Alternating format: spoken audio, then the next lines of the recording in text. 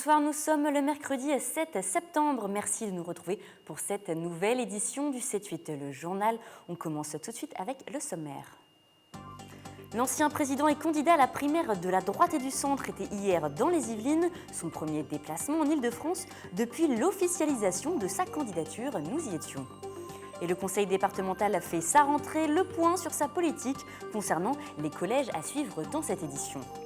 Et enfin, polémique à Voisins, le Bretonneux, un foyer de placement de la protection judiciaire de la jeunesse va réouvrir. Une nouvelle controversée, les explications. Et de la politique pour ouvrir ce journal, Nicolas Sarkozy était hier dans les Yvelines afin d'évoquer son programme pour l'éducation.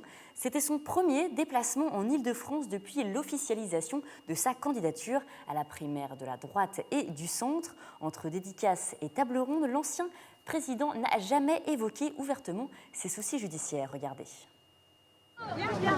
Comme si de rien n'était, il serre des mains, fait des selfies, signe des autographes. Nicolas Sarkozy était dans les Yvelines pour parler éducation. Après une table ronde à Orgeval avec des professeurs d'école, il s'est rendu à Poissy pour dédicacer son livre Tout pour la France, l'occasion pour l'ancien président de la République de mesurer le soutien indéfectible de ses partisans. Aucun doute, j'ai toujours confiance en lui. Je le soutiendrai jusqu'en 2017. Je veux l'aider. Enfin, on peut tous l'aider si on rassemble les Français, oui, on peut l'aider. Oui.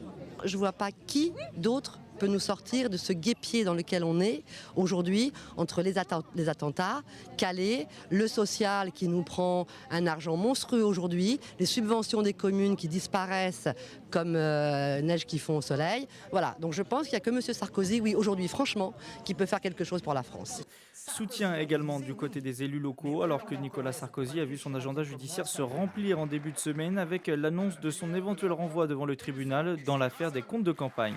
Vous savez, les comptes de M. Jospin n'étaient pas exacts, on le sait maintenant. M. Dumas a raconté ça et le Conseil constitutionnel a préféré regarder ailleurs. Ça a été la même chose pour les comptes de M. Balladur. Bon. Cette histoire de comptes de campagne, ça me paraît être un péché véniel. Les gens font la part des choses. Voilà. Faut arrêter de penser que les gens ne sont pas capables de voir, les énormes ficelles, les câbles que tendent la majorité actuelle pour entraver la route d'un homme vers la présidence. Calme, serein, devant une salle acquise à sa cause, le président des Républicains a tenu à rassurer, s'il en était encore besoin, ses partisans. Rien ne l'empêchera d'être candidat. Aucune polémique, aucune manœuvre, aucune manipulation, aussi honteuse soit-elle, ne me détournera d'un centimètre de ma volonté absolue de construire avec vous une alternance forte, une alternance franche, une alternance perceptible par tous les Français.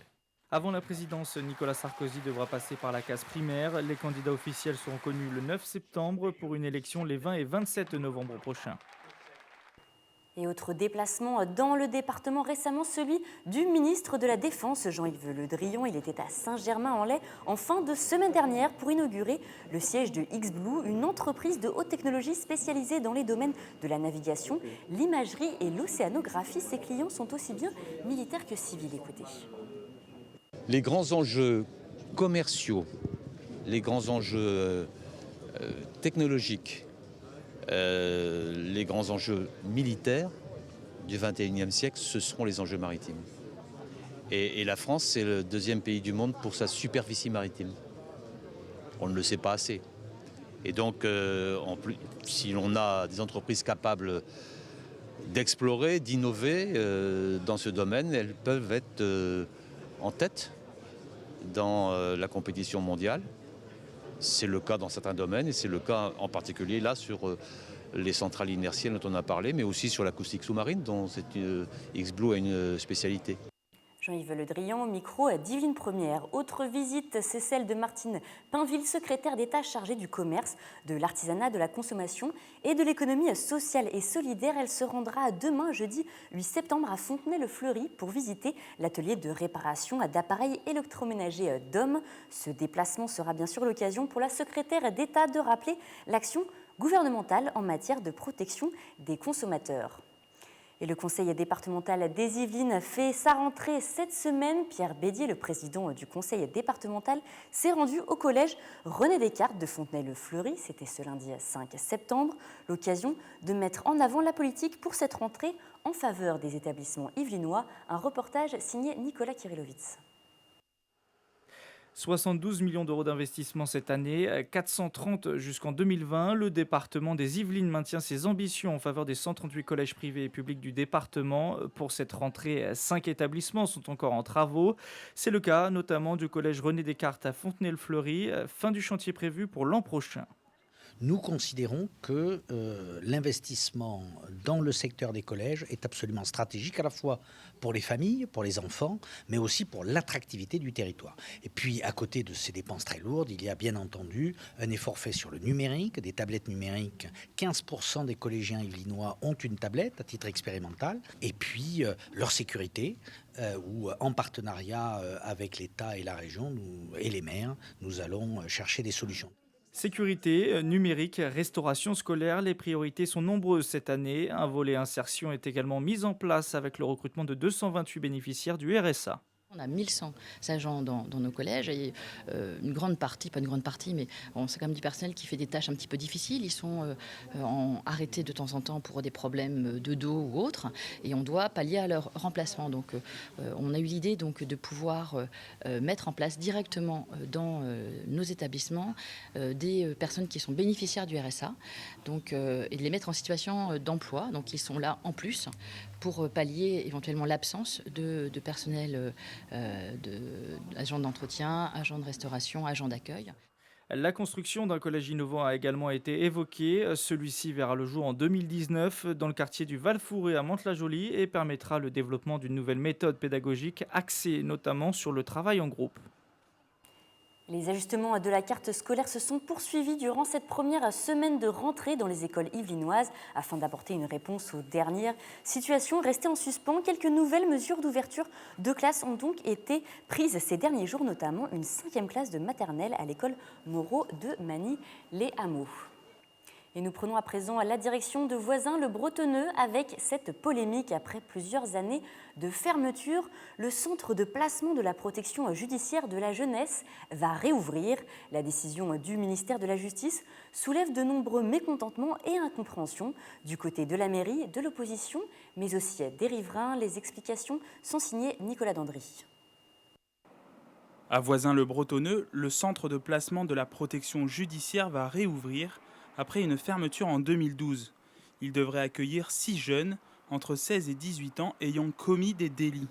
Objectif, permettre leur réinsertion, une décision reçue avec une certaine réserve par les riverains. De ce côté-là, on est très inquiet sur le devenir de la tranquillité du quartier. Je ne suis ni pour ni contre, je suis plutôt inquiète. Opposé à cette réouverture, le conseiller municipal Olivier Alfonso dénonce le manque de transparence du maire. Je ne connais pas la condamnation de ces jeunes qui vont intégrer la maison qui est derrière moi. Donc si elle a les informations, je l'invite à les rendre publiques lors du conseil municipal ou informer les élus que nous sommes. Habitant le quartier, Olivier Tirol a rédigé une pétition contre cette décision. 53 personnes ont déjà signé le document. Pourquoi on ne vient pas contacter les gens en disant « Attendez, on va se réunir, on va vous expliquer les choses, qu'est-ce qui se passe ?» Non, là on nous met devant le fait accompli. Et vous n'avez qu'un droit, c'est de vous taire. Le maire Alexandra Rossetti affirme avoir communiqué dès qu'elle a eu connaissance du projet. Elle a organisé une réunion publique avec les principaux riverains et elle se veut rassurante en prenant le dossier en main avec la création d'un comité de suivi spécifique. J'ai eu le sentiment quand même que les directeurs que nous avions en face de nous étaient vraiment décidés à tout faire pour que les choses se passent bien, que ce soit très cadré. Les jeunes ne sont pas sur Voisins en journée, ils vont dans d'autres centres, ils sont occupés, ils réapprennent l'autonomie. Et on aura des réunions régulières pour voir comment les choses se déroulent. Les travaux sont en train d'être finalisés. La résidence devrait ouvrir à partir du 1er octobre. Et revenons à un sujet plus léger avec la rentrée scolaire. On reprend bien sûr les activités. Samedi dernier à Elancourt s'est tenu l'annuel forum des associations au complexe sportif de l'Europe. Plus d'une centaine d'associations étaient présentes. Zoom sur les nouveautés de la rentrée avec Camille Lambert et Corinne Fallin. Donner la liberté à chacun d'accéder à la culture et de la partager.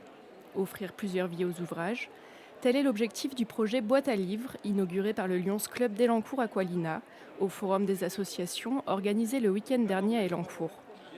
L'objectif, c'est de permettre la lecture papier à des gens qui en sont de plus en plus privés. Alors privés par les mauvaises habitudes, pas parce qu'on ne veut pas qu'ils fassent. Les livres viendront désormais à la rencontre des passants, avec 2 boîtes installées à la clé de Saint-Pierre et au village.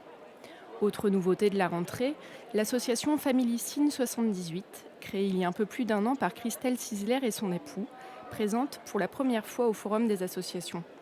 C'est une association qui permet de réunir des familles entendantes, sourdes et malentendantes pour faire des ateliers, enrichir son vocabulaire en langue des signes. Ces ateliers créatifs et échanges parents-enfants sont organisés un samedi par mois. Au total, plus d'une centaine d'associations culturelles, sportives et sociales étaient présentes.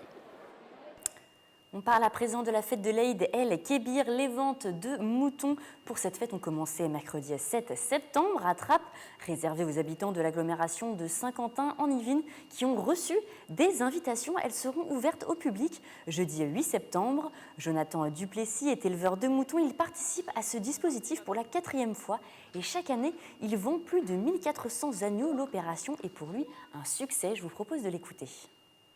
Cette année, l'appareil a été modernisé. On a installé un appareil différent qui permet justement de privilégier le bien-être animal et d'assurer une meilleure qualité du sacrifice. L'objectif, c'est vraiment de concilier une pratique cultuelle, un sacrifice et en même temps des conditions d'hygiène irréprochables. Les moutons, 90% de notre chiffre d'affaires est réalisé sur l'Aïd. Sans l'Aïd, aujourd'hui, l'exploitation ne tournerait pas.